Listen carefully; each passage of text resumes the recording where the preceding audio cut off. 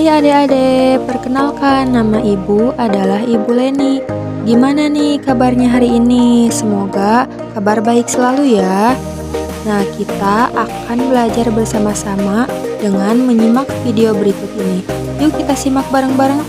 Nah, di dalam pembelajaran kali ini, kita akan mempelajari tentang menjaga keseimbangan alam dengan mengidentifikasi pola hidup berbahaya dan langkah-langkah nyata untuk konservasi lingkungan. Di dalam materi yang akan dibahas yaitu terdapat pengertian lingkungan hidup, pola hidup yang dapat menyebabkan permasalahan lingkungan hidup, dan juga upaya paling tepat dalam menjaga kelestarian lingkungan hidup. Nah, langsung aja kita ke pembahasan yang pertama ya. Pertama, ada pengertian lingkungan hidup. Lingkungan hidup adalah segala sesuatu yang ada di sekitar manusia dan berhubungan timbal balik. Lingkungan hidup terdiri dari dua jenis. Yang pertama, lingkungan biotik, yaitu manusia, hewan, dan tumbuhan, dan juga lingkungan abiotik, yaitu air, udara, dan tanah. Kedua jenis lingkungan tersebut terdapat hubungan yang saling membutuhkan. Pembahasan kedua yaitu pola hidup yang dapat menyebabkan permasalahan lingkungan. Lalu, pola hidup apa sih yang dapat menyebabkan permasalahan lingkungan itu? Yuk kita simak baik-baik. Yang pertama, ada penebangan pohon secara liar. Nah, penebangan pohon secara liar ini berdampak membuat hutan menjadi gundul. Hutan yang gundul memiliki dampak buruk terhadap kualitas air dan udara, meningkatkan risiko longsor tanah, dan merusak habitat hutan.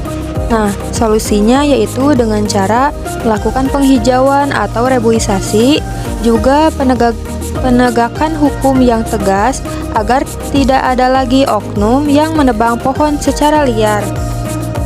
Pola hidup kedua yaitu penangkapan ikan menggunakan bahan peledak dan racun. Manusia juga membutuhkan bahan pangan seperti ikan sebagai sumber protein hewani. Sayangnya, beberapa orang yang tidak bertanggung jawab menggunakan racun atau bahan peledak dalam pengambilan sumber daya laut. Kegiatan semacam itu menyebabkan kerusakan terumbu karang yang merupakan tempat tinggal berbagai jenis organisme laut, sehingga ekosistem laut akan terganggu. Sebaiknya, ketika akan menangkap ikan, gunakanlah alat memancing alami seperti menggunakan jaring dan lain-lain. Pola hidup ketiga yaitu pembukaan pabrik. Nah, di Indonesia sendiri ini juga sudah banyak sekali pembukaan pabrik-pabrik. Kegiatan industri ini menghasilkan limbah kimia yang berbahaya. Limbah tersebut harus diolah dengan benar dan tidak boleh dibuang begitu saja ke sungai. Limbah ini dapat mencemari makhluk hidup di dalam sungai termasuk ikan. Selain itu, dapat mengakibatkan pencemaran udara dari asap yang dihasilkan oleh pabrik. Maka dari itu, pengelola pabrik harus mengolah limbah kimia tersebut dengan baik dan bijak agar tidak merusak lingkungan. Yang keempat yaitu penggunaan plastik. Penggunaan plastik memiliki dampak yang signifikan terhadap lingkungan hidup karena proses penguraian limbah plastik sangat sulit dan membutuhkan waktu yang lama hingga tahunan bahkan ratusan tahun. Dampaknya terhadap lingkungan yaitu mengganggu kesehatan manusia, pencemaran tanah dan air, bahaya bagi satwa liar, emisi karbon, serta polusi laut.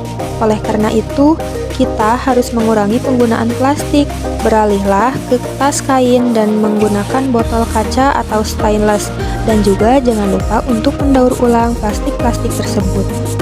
Dan pola hidup yang kelima yaitu membuang sampah sembarangan.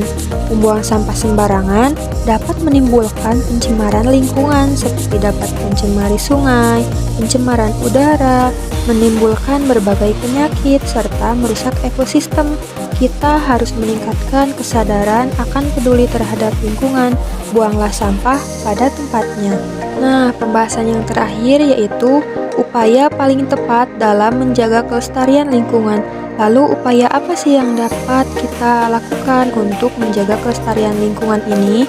Ayo, adik-adik di sini ada yang tahu nggak upaya apa sih yang paling tepat itu? Oke, jadi upaya yang paling tepat yang pertama adalah kurangi, gunakan kembali, dan daur ulang sampah-sampah. Dan yang kedua, penggunaan energi terbarukan. Yang ketiga, pola hidup yang ramah lingkungan. Yang keempat, penggunaan bahan sekali pakai dan membuang sampah pada tempatnya. Yang kelima, melindungi kelestarian hutan dan ekosistem serta penggunaan sumber daya alam secara bertanggung jawab. Yang keenam, mengurangi penggunaan energi. Dan yang ketujuh, mengurangi penggunaan plastik. Nah, dari pembahasan materi-materi tersebut, dapat kita simpulkan yaitu kebiasaan manusia dalam memenuhi kebutuhan hidupnya akan membentuk pola hidup. Pola hidup kadang membawa dampak yang menimbulkan permasalahan bagi lingkungan. Contoh, penggunaan kantung plastik, penebangan hutan, pembuangan sampah tidak pada tempatnya, teknologi industri, dan pembukaan pabrik juga merupakan pola hidup yang dapat menyebabkan permasalahan lingkungan. Upaya mengatasi permasalahan lingkungan akibat pola hidup manusia antara lain pola hidup yang ramah lingkungan, pengurangan limbah dan daur ulang, konservasi sumber daya alam, penggunaan energi terbarukan dapat dilakukan dengan mengurangi penggunaan energi fosil dan memanfaatkan energi matahari, angin, dan air. Adapun penggunaan limbah air dan daur ulang dapat dilakukan dengan cara mengurangi penggunaan bahan sekali pakai, membuang sampah pada tempatnya, mendaur ulang limbah yang dapat didaur ulang. Oke anak-anak, dicukupkan sekian pembelajaran dari Ibu. Semoga dapat bermanfaat bagi kalian dan jangan lupa untuk diterapkan dalam kehidupan sehari-hari. Jangan pernah merusak lingkungan, bawa lingkungan menjadi lebih baik karena lingkungan adalah tempat hidup kita. Dadah!